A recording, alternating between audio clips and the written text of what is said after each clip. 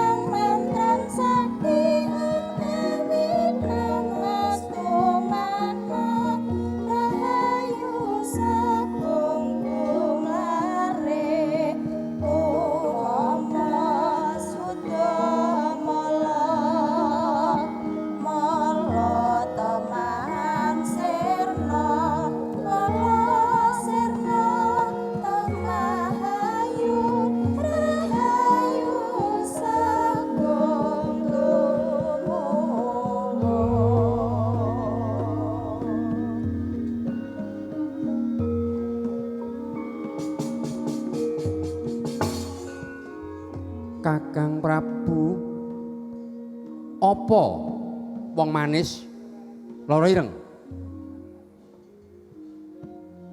Aku lagi susah hatiku. Susah hatimu apa? Mergo Kanjeng Pangeran Arjuna jengkarsa kasatriyan, mula Kakang Prabu golek nono ngendi papan dununge Kanjeng Pangeran Janaka tak pasrahke kowe Kakang Prabu.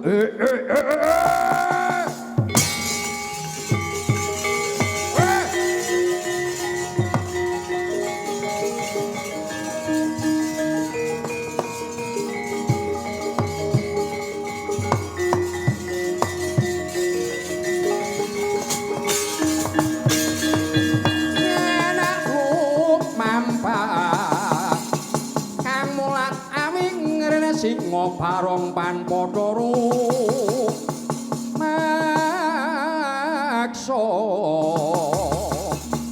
gajah meto ning urine macan kempong ing ayun nagaraja ing kanan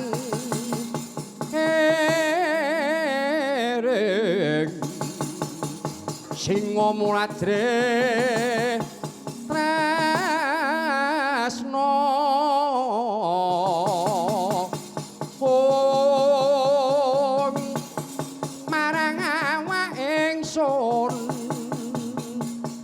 setan lawan manungsa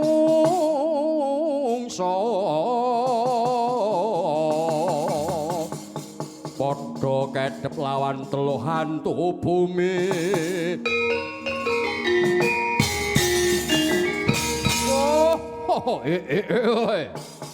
Wara Sembadra, ngono wigati apa Kakang Prabu? Warak-warakno aku bakal topo turu ora bali Makambang. Sapa sing iso nggugah aku? Besok bakal tak ayomi brang Bratayuda Jaya Binangun.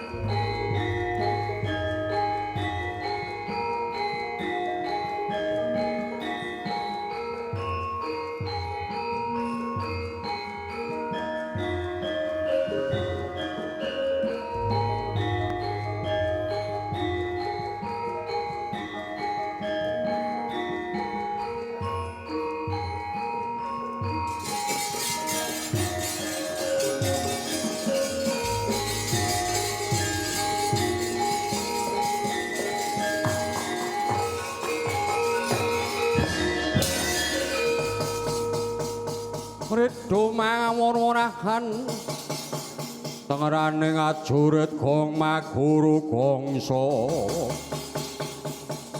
tetekaya butulo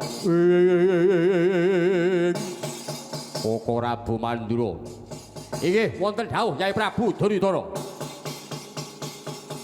marmanipun Padu Kurawati rawuh wonten negari Ngastina mesinipun Koko Prabu kengetan nggih kemutan lampan Pandhawa Dadu mriyen inggih pun Kakang kemutan lampan Pandhawa Dadu pun Kakang kepengin miterang Bandar Ngamarta sinten Bandar Ngastina sinten Bandar Ngamarta Yai Prabu Puntadewa dene Bandar Ngastina Paman Patih Haryosuman kawonipun para Pandhawa kau mawa cara utami menapa cara dipunapusi bab menika kula saged matur lho sebabipun ingkang mraktekaken menika Paman Patih Haryosuman piye Paman Pandhawa mbiyen kalah main dadu sing dadi bandar kowe nganggo cara utama apa cara ngapusi wong main niku menawi mboten wani ngapusi ora bakal entuk kemenangan lho ngoten nggih kedah wantun ngapusi Koko Prabu piye karo kula kepareng matur Koko Prabu ya matur piye upaminipun kula menika tiyang Jawi badhe nangis gemprong-gemprong lho sebabe apa rikala sampun tupes tampis ludes kae tanpa tiras bondo negari Ngamarta dados kupanipun para Kurawa parandene Yayi Drupadi dipun udhakaken wonten sesukan dadu lho bojo diudhake main inggih mekaten kemawon dados kukupanipun para Kurawa Yayi Drupadi dipun larak rikmanipun ngantos dipun sendal-sendal semekan nyampingipun mboten kirang saking 12 depa paripaksa tasih wonten salembaring tesih nutupi badanipun Yayi Drupadi karena wonten dawuh kowe weruh dhewe inggih kula semerep piyambak yen tak rasa kowe weruh dhewe kenapa kowe ora bisa mambeng pakartine para Kurawa sing dudu watake watak menungsa ning watak kewan rasamu kok ora bisa mambeng pakartine Nyai Prabu Duryudana yen tak rasake saka rasaku kowe kuwi urip ana negara Ngastina diblanja ana negara Ngastina kowe iki diblanja negara Ngastina dadi kowe mangan bondo negara Ngastina nganti lali karo sedulur yen tak rasa saka rasaku kowe kuwi ketutupan sego sepincuk kowe karo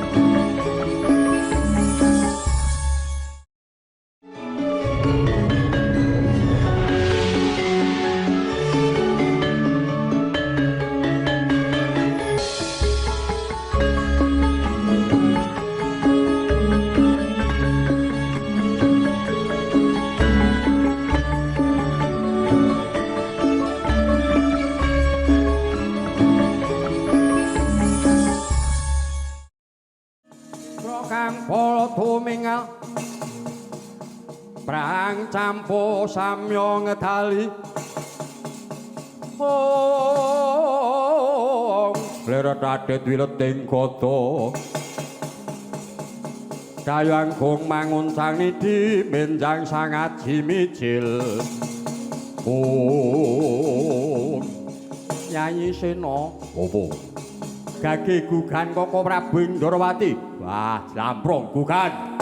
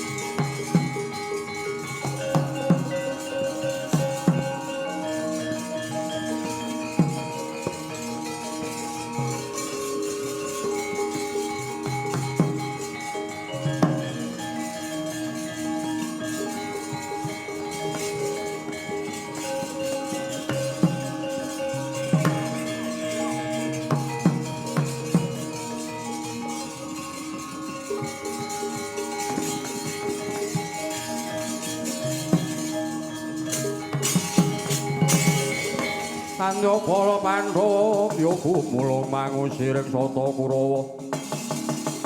Tambah kungkes ruketite Janaka wing gugah wong turu. Ora ngerti carane wong gugah Paman Patih. Wonten dawuh gugahan Koko Prabu Ndorowati inggih ngestaken dawuh paduka sinipun. Lenglenge dra mangungkung. Mangungkung kandhuan rimang. Lelena tanpa kanin. Kocap tarta mangkono. Patih Sengkuni ing sedya gugah kalian Nata Ndrawati Prabu Kresna.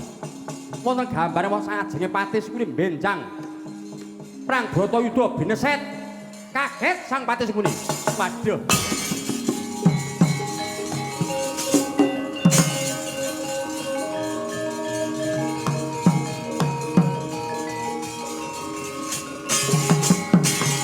Barta mangkono Gawan Durna mungu kalian Nata Ndrawati.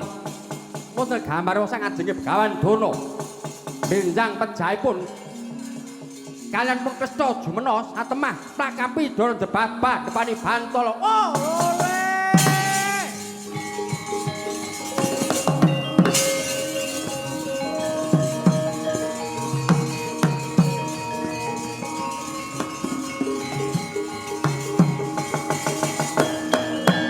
Barta mangkono Nata ngawungka Prabu Basukarna nyepeng lungaya tegese nyekel gulu. Gambaranipun benjang pejahipun Prabu Karna tugel gulune.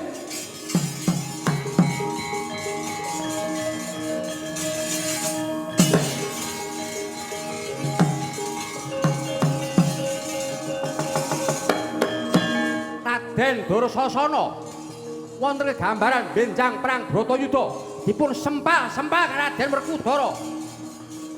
Mlajar jelih-jelih. Oh, tulung.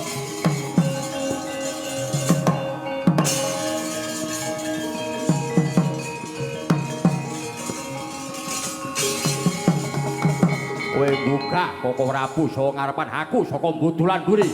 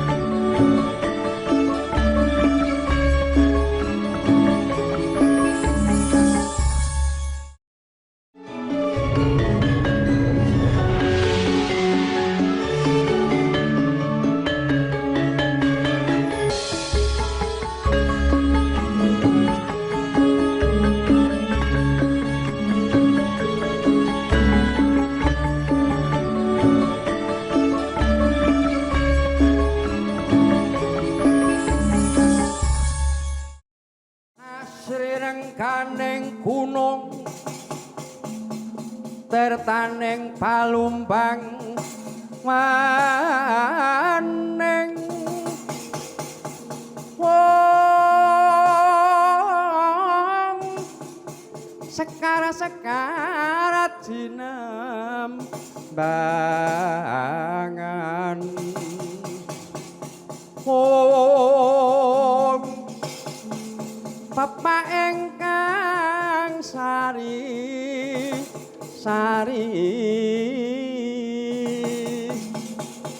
wong kaya taman Haraka kayaning putri Mantili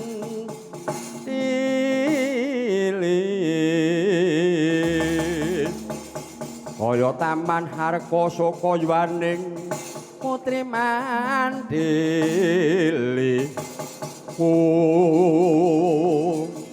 Koko Prabu Mandura ya wis ngasta nenggala kae wis ora ono diwedeni. Terus karepe piye? Aku tak gawe jogangan engko inggah taun teko kene.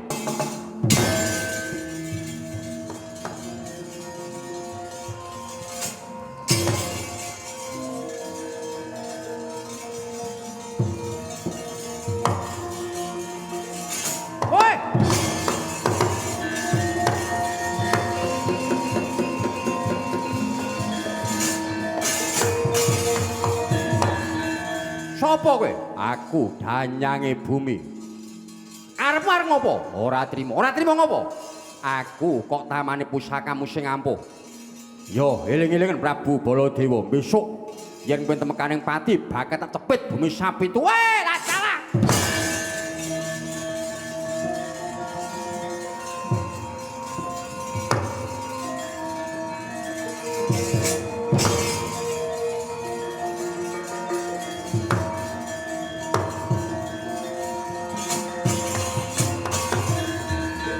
Aku bakal dicepet bumi sapi itu Yai.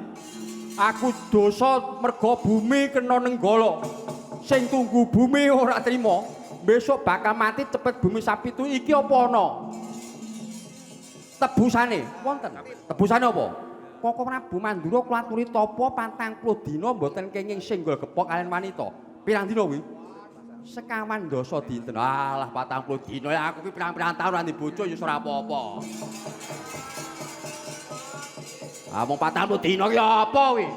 Nyepeleke wong lanang kuwi. Inggih kok Prabu. Wis tak lakonane.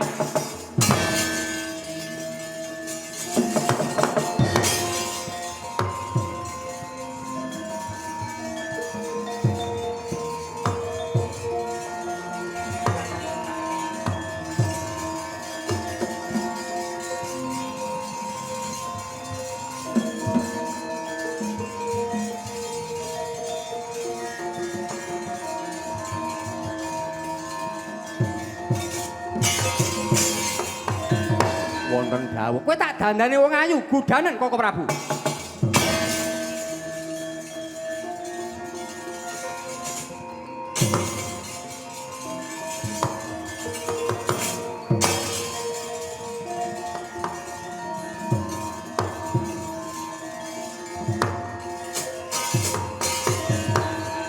Wah, Kresna ki nyepeleke wong tuwa, ngatasi Baladewa ki kok mungkon tapa 40 dina ora singgol wanita. Wah, genah betah kaya aku iki. Ya anggap apa kaya aku iki. Soi. Oi. Kula pun retna. Ya. Terus apa ya? Kula menika gandrung kan paduka sinuwun Mandura. Terus karepmu? Mbok inggih sinuwun menawi mboten paduka dados garwa paduka kula badhe mati gantung. Wah, aja wong ayu kok mati gantung piye?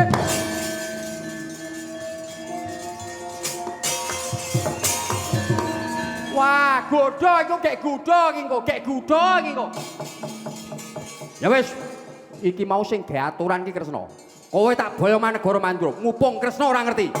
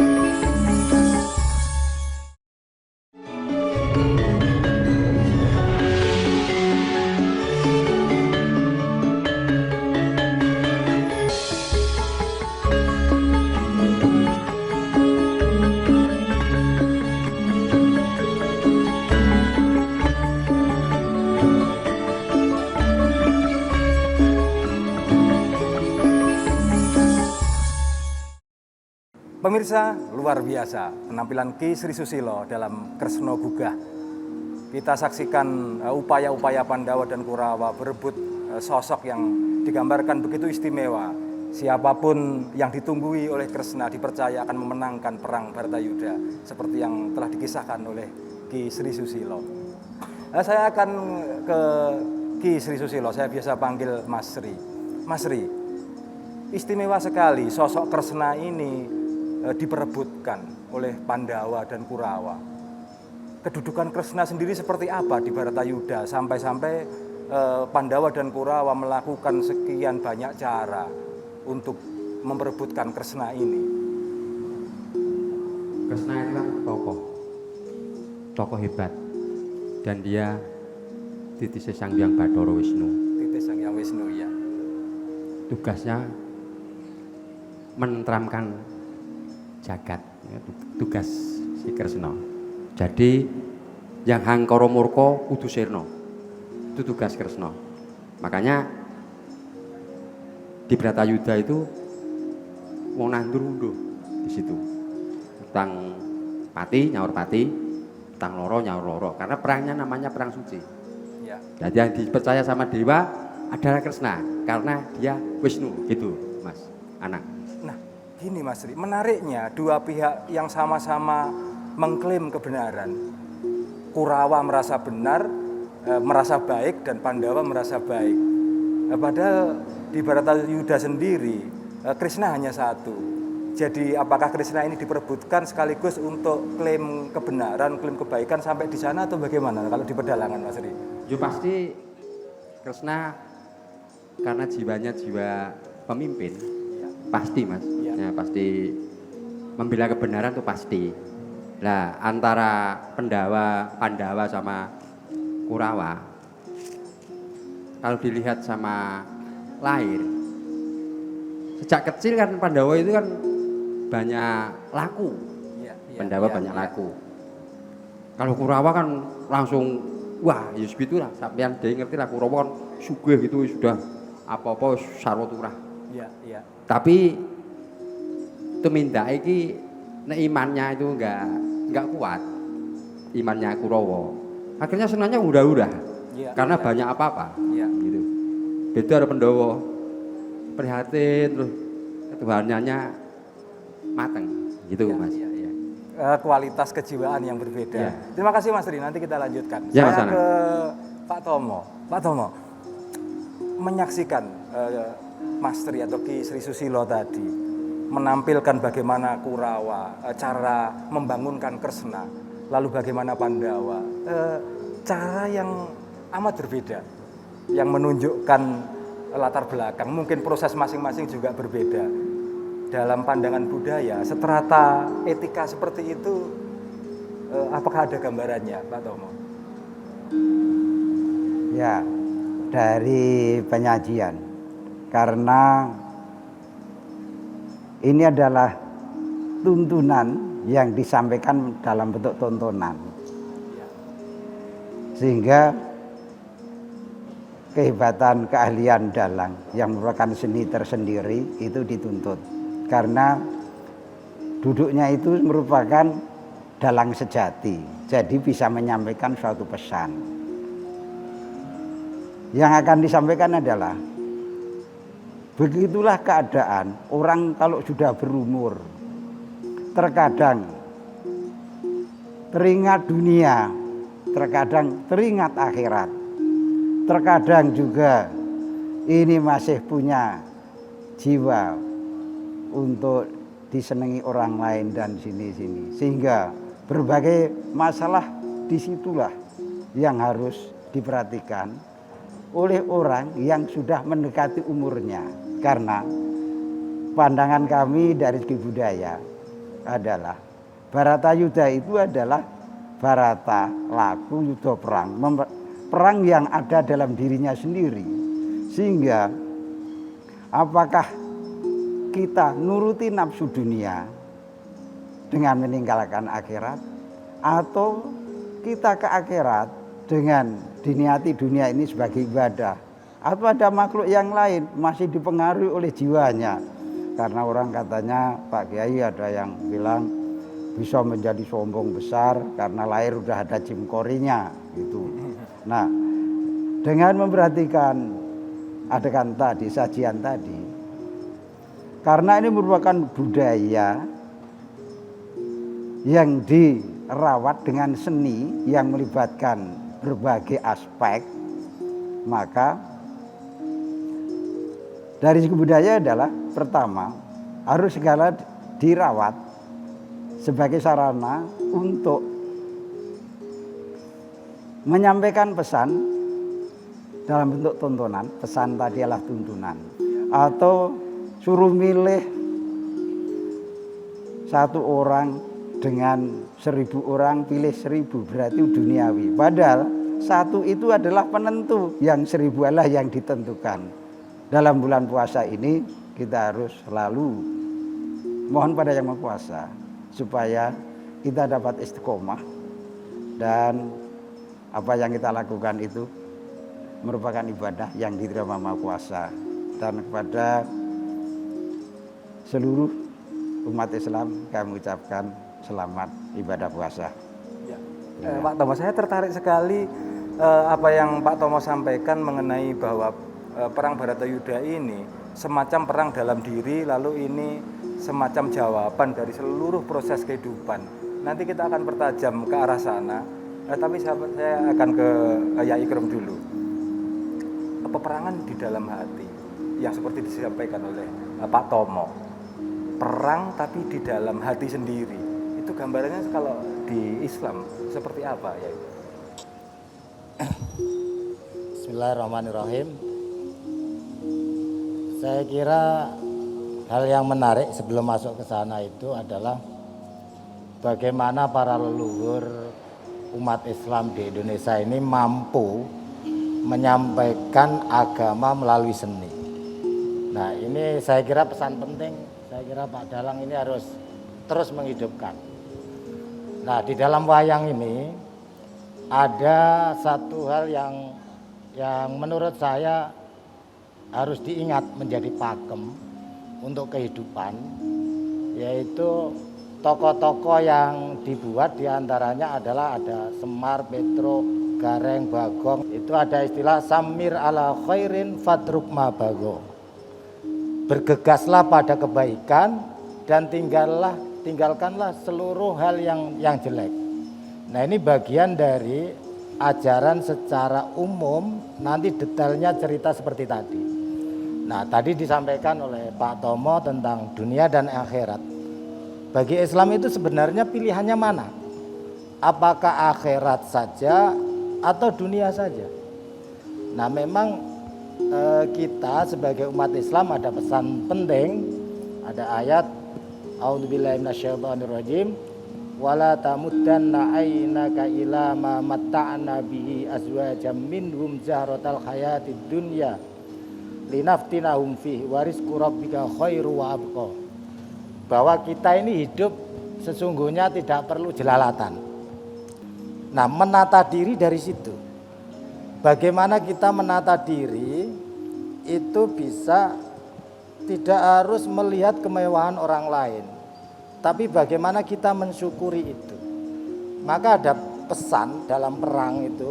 Kalau Islam itu dulu ada perang yang paling besar itu perang Badar. Perang Badar itu perang yang sangat-sangat besar dan juga di bulan puasa, Pak Tomo. Itu sampai setelah perang karena menang itu gembiranya luar biasa. Ya ingin foya-foya juga, langsung gembiranya berlebihan itu. Ya, nah, ya Ikrom.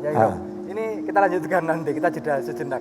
Ini menarik dari Ponokawan tentang ajakan atau seruan kebaikan, lalu tentang hubungan dunia akhirat tadi, lalu masuk ke perang di dalam, tapi juga perang Badar seperti yang Yai Ikrom akan ceritakan. Kita lanjut nanti. Ya, siap. Pemirsa jangan kemana-mana, ya, kita akan melanjutkan obrolan di segmen berikutnya.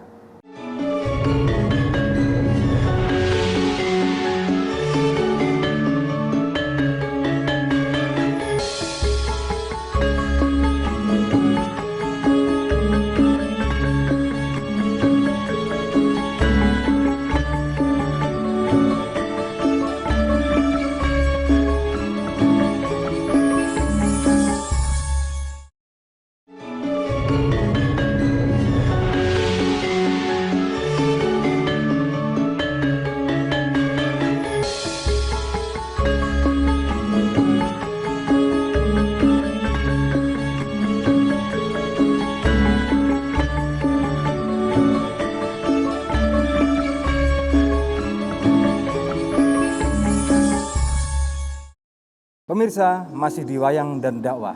Kita lanjutkan obrolan kita. Ya Ikrom, silakan dilanjut. Tadi sempat terpotong, maaf. ya. Jadi untuk menata diri itu dulu ada sebuah cerita sejarah orang Islam perang Badar yang menggebu-gebu. Tentu saja setelah menang itu biasanya orang kan pesta. Tapi ketika pulang Rasulullah menyampaikan apa? Rojatum min jihadil asghar ila jihadil akbar. perang Badar yang segitu besarnya, katanya Rasulullah Muhammad SAW, kalian itu pulang dari peperangan kecil dan akan perang yang lebih besar lagi. Ayul jihad ya Rasulullah, para sahabat tanya, itu perang apa lagi ya Rasulullah? Rasulullah menjawab, jihadun nafsi, yaitu memerangi hawa nafsu. Nah makanya tadi itu penting di dalam cerita digambarkan bagaimana orang ini terkadang terkesima dengan kemewahan dan banyaknya jumlah. Nah sementara kita ini kalau kepengen hidup dengan baik, yakin saja annal ardo yarisuha ibadiyas sholihin. Sesungguhnya bumi ini itu akan dihadiahkan, diberikan kepada orang-orang yang soleh. Jadi nggak perlu khawatir lagi sebenarnya. Cukup menjadi orang soleh, bekerja ya bekerja, saatnya ibadah, apalagi di bulan puasa seperti ini, itu kita lebih mendekatkan diri kepada Allah Subhanahu wa Ta'ala. Tadi kan ada cerita mau berpuasa. Nah, berpuasa itu godaannya memang banyak. Nah, tapi dengan puasa itu kita akan mampu mengolah hati. Oh iya. Nah, dari situlah ada manfaatnya yang sangat besar. Iya. Tergambar sekali bahwa salah satu perwujudan bagaimana berperang di dalam hati sesungguhnya ya puasa itu juga ada di situ. Sebelum ke Pak Tomo saya ke Mas Ri dulu. Ini kan lakon sesungguhnya kalau kemudian dibedah menjadi cukup rumit dan cukup dalam. Yang saya penasaran masyarakat pewayangan kita Mas Ri, sejauh yang Mas Ri alami karena Mas Ri kan sangat laris bersentuhan langsung dengan penonton umum. Hari ini petanya seperti apa Mas Ri? Yang jelas masyarakat yang banyak nanggap wayang itu masyarakat pedesaan ya. Kota kan jarang. Ya ada tapi satu dua karena tempatnya nggak ada kalau di kota-kota. Kalau di pedesaan masih jembar-jembar gitu tempatnya. Nah dia itu filosofinya gini, kalau minta lakon seandainya dia itu nanggap wayang, kebanyakan itu yang tentrem, yang mulya, yang rabi. Bahasanya pepati nggak mau orang-orang yang menangkap itu. Berarti Nah, lakon-lakon wayang iya, masih dipercaya percaya. pengaruh terhadap Ya, masa depan. karena gini, saya minta wayu kamu lihat Pak Dengkleng gitu. Karepe uripe dia berwayangan ini gen mulya. Saya minta wahyu katentreman Pak Dengkleng. Oh ya. Saya minta anakku ini ben entuk wahyu jodoh, saya minta rabinya ini gitu. Tuh jadi masih melekat di hati masyarakat yang di desa-desa itu masih melekat sekali. Senada dengan yang disampaikan oleh Pak Yai, wayangan bukan pesta tapi sesungguhnya juga di dalamnya ada doa. Iya, ada iya permohonan. betul. Iya. Sekarang apa berani seandainya orang mantu Bratayuda juga nggak berani. Nggak berani. Yang dalang juga nggak berani, kebanyakan loh Mas. Ya. Yang nangga juga nggak berani. Beraninya di lapangan, di balik desa, di tempat-tempat yang begitu. Jadi di rumah-rumah yang punya hajat itu nggak berani. Kebanyakan wahyu minta itu. Itu kan karena gen angsare seperti si dalang ngendikane gitu. Iya. Ya, makasih Mas Ri. Saya ke Pak Tomo. Dari fisik non fisik tadi yang sempat kita bahas sebentar, lalu masuk kepada peperangan di dalam hati, lalu masuk pada realita di lapangan bahwa wayang ternyata berbicara tidak hanya di permukaan, tapi masyarakat ternyata masih mempercayai, bukan membuat wayang menjadi apa, secara dia menjadi mitos, bukan itu, tapi wayang kemudian menjadi media permohonan juga kepada Tuhan. Kaitannya dengan yang disampaikan oleh Pak Tomo di depan tadi, silakan Pak. Terima kasih Pak Nanang. Zaman dulu itu untuk mendapatkan ceramah dari seorang kiai kan tidak mudah. Satu-satunya yang dekat adalah kebiasaan yang dilakukan di daerah itu. Pengertian budaya adalah sesuatu yang dikerjakan oleh orang secara bersama-sama dan turun-temurun, itu budaya. Termasuk seni ini, seni budaya berarti dikerjakan secara bersama-sama. Kemudian Ada yang senang buat di tempat saya, akhirnya menjadi komersial. Itu pun dulu karena ada sifat budaya itu tidak menjadi mahal. Kondisinya akan berjalan itu sesudah semuanya itu menjadi ilmu. Nah, kemudian yang ada di situ penuntunnya adalah dalang. Maka dalang ini ibadahnya banyak sekali, memberi tuntunan kepada masyarakat lewat tontonan, mengkoordinir jadi imam para seniman sehingga mendapatkan penghidupan, berapa pengrajin, pengapa ini. Mulialah jadi dalang. Maka kalau dalang sejati itu ya memberikan tuntunan pada seseorang dan menjadi imam dari kawan-kawan untuk menjadi penghidupannya. Tapi sejatinya dalang apa, misalnya dalam pandemi begini tidak ada diam. Nah, dengan adanya ini ada kreatif. Jadi ada suatu hal memanfaat keadaan untuk bisa menampilkan tontonan. Hal yang perlu diperhatikan, masyarakat itu sudah terlanjur bahwa wayang itu hasil pertunjukan memberikan sesuatu hal pengaruh yang tinggi. Misalnya tadi tidak boleh bartayuda kalau di rumah tangga. Karena di situ untuk cerita nafsu di rumah tangga tidak bisa. Kalau di rumah tangga itu ya seneng-seneng saja. Kalau untuk memberikan ceramah tentang nafsu, yaitu masyarakat dikumpulkan semua. Maka biasanya bartayuda itu di desa saya, satu desa mengumpulkan bareng-bareng, mari kita dengarkan pentas bartayuda. Jadi sudah ada tempatnya sendiri-sendiri. Nah, itulah yang hebat. Melalui pemikirannya itu seolah-olah wayang itu sakral. Padahal yang menjadi sakral itu yang meyakinkan kepada masyarakat tentang pertunjukan ini. Maka hati-hati kalau dari menjadi dalang sejati. Sedapat mungkin pulangnya itu memberikan bekal pada penontonnya, saya telah mendapatkan tuntunan dari Ki Dalang bahwa hidup saya harus sabar untuk menghadapi kehadatan dan tidak tergiur kondisi dunia saja, seperti suruh milih raja 1000 dengan satu orang, pada satu orang penentu dia 1000. Nah, itu terpengaruh kondisi. Ya, Pak Tomo tertangkap. Bagaimana wayang bukan hanya menjadi media pewarisan nilai, tapi sekaligus juga ekspresi nilai yang berlaku di masyarakat. Ya, terima kasih Pak Tomo. Pemirsa, kita masih akan lanjutkan obrolan kita di segmen berikutnya. Jangan kemana-mana, tetap di Wayang dan Dakwah.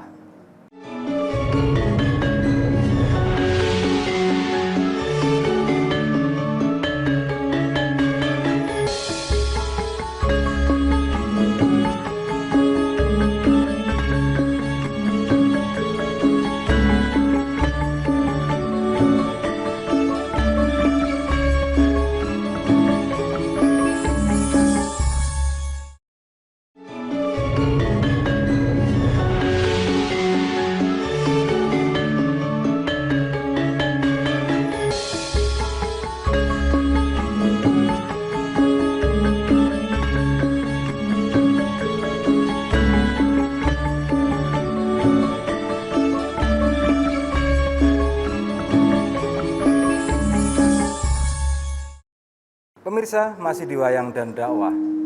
Kita hampir sampai di penghujung acara, tapi kita masih punya sedikit waktu. Saya akan ke Pak Tomo. Pak Tomo, singkat saja, inti dari lakon Kresna Gugah. Ya, ada dua intinya. Yang pertama secara budaya turun-menurun, pada akhirnya orang kalau akan meninggal itu harus istiqomah. Karena kalau tidak, tadi digambarkan teringat harta bendanya saja. Yang kedua, jangan ada sesuatu yang ditinggikan selain Allah. Karena kalau nanti apa yang disampaikan oleh Ki Dalang sejati dalam arti pedalangan, peralatan dan semuanya itu jangan sampai seolah-olah itu memiliki kekuatan yang besar. Seperti kalau misalnya Bratayuda akan berdampak begini, ini. Padahal itu adalah suatu seni untuk memasukkan pesan kepada jiwa seseorang.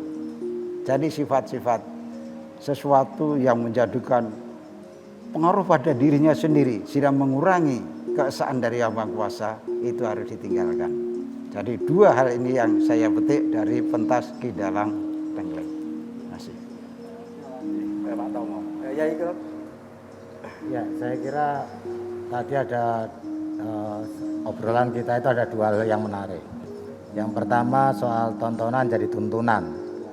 Nah, tontonan jadi tuntunan ini saya kira kepada kita semuanya, siapapun pemirsa dimanapun berada, jangan mudah mengklaim diri sebagai public figure. Public itu artinya umum, figur itu contoh. Nah, kalau sudah mengklaim diri sebagai public figure harus berani dirinya menjadi orang baik. Nah, jadi tuntunan menjadi tontonan. Yang kedua, soal wahyu. Bahwa ini adalah wahyu. Pemberian bahwa wayang ini tuntunan, ajaran. Ajaran itu tentu ada wahyu. Nah, wahyu ini mumpung bulan puasa, bacalah Quran sebaik-baiknya. Ya, ini karena wahyu yang diturunkan kepada kita umat Islam, gunakan sebaik-baiknya sehingga kita bisa tahu hikmah. Nah, orang tidak tentu saja akan tahu segala macam kehidupan akan menjadi baik jika dengan tuntunan wahyu itu. Nah, orang yang mengklaim sebagai public figure itu mestinya juga harus sering membaca wahyu. Nah, saya kira itu pesannya. Ya, tertangkap. Jadi antara jasmani dan rohani, antara yang nampak dan yang tidak nampak itu sama-sama penting. Termasuk cerita ini tadi. Perlu dijaga. Iya. Soal menata hati itu harus istiqomah. Tadi yang disampaikan oleh Pak Tomo, orang kalau pengen husnul khotimah harus istiqomah. Jadi sering lidah kita membaca la ilaha illallah. Sehingga kalau itu kita baca dengan baik, maka kalimat la ilaha illallah itu akan nempel di hati dan lidah kita. Sehingga nanti kalau akan meninggal itu mudah untuk mengucapkan kalimat tersebut. Nah, amin Allahumma amin. Semoga semuanya pemirsa dan juga yang hadir di sini semoga nanti husnul khotimah semuanya. Amin. Iya, Pak Tomo, ya Ikram, terima kasih sudah hadir di Wayang dan Dakwah. Mungkin bertemu lagi di edisi selanjutnya. Pemirsa, Kresna Gugah, bagaimana Pandawa dan Kurawa bermusuhan untuk memperebutkan Kresna yang kata Ki Sri Susilo adalah manifestasi dari ketentraman, bahwa peperangan itu memperebutkan ketentraman. Yang diperebutkan oleh perang itu adalah kedamaian. Maka persekutuan, pertemanan, sebagaimana dikatakan oleh Jalaluddin Rumi, bila yang kau cari adalah teman yang sempurna, maka kau tidak akan pernah memiliki teman. Kita telah sampai di penghujung acara, tapi sebelum acara kita tutup, kita akan menyaksikan dulu tampilan dari Ki Sri Susilo. Seluruh kerabat kerja yang bertugas mengucapkan selamat menjalankan ibadah puasa. Saya Nanang HP dan seluruh kerabat kerja yang bertugas mengucap salam. Sampai jumpa, mari kita saksikan lanjutan sajian dari Ki Sri Susilo Tengkleng, Kresna Gugah. Assalamualaikum warahmatullahi wabarakatuh. Sampai jumpa. Tanah samar pamoring sukmo sinukmaya winah kowe ngasepi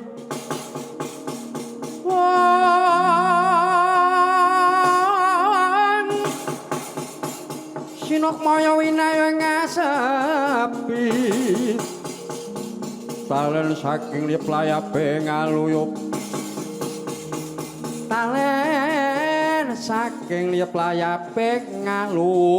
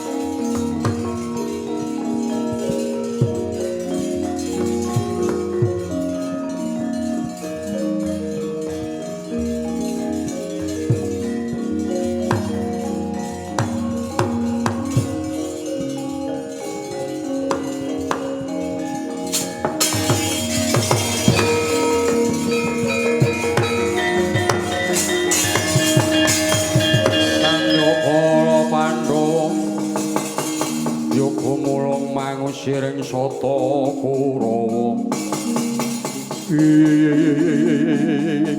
Nyai Prabu Duryudana, kula wonten ing adhau.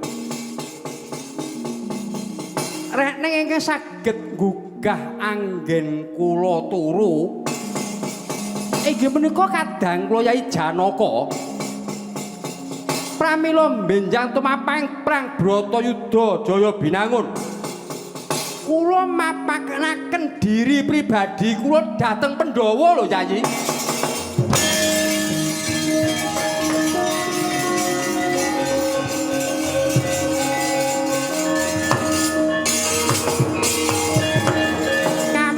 Sanan ingkang kula tandhakaken punika mau mugi boten ndadosaken geseng panampi.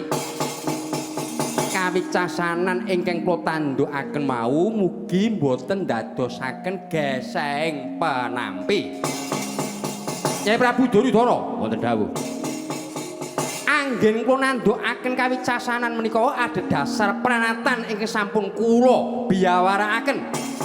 Saderengipun kula jejering Ratu Ndarawati kedah saged mapanaken kawicaksanan supados boten wonten geseng panampi dhateng sinten kemawon mliginipun dhateng Yai Prabu Duryudana sakadang.